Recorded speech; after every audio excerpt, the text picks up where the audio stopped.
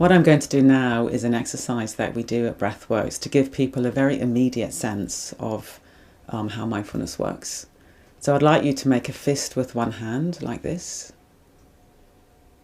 And what's happened to your breathing? You'll probably notice that you're holding your breath. So you've got the fist and then breath holding. So now I'd like you to imagine that you're directing your awareness, your breath, into the fist. And what does the fist want to do? You'll probably find that it wants to open and soften. Yeah.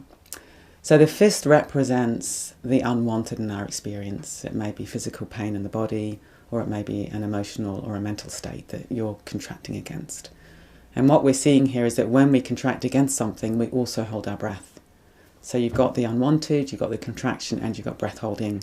You've got more tension, more contraction, more breath holding, and you very quickly get into a loop that's one of increased tension.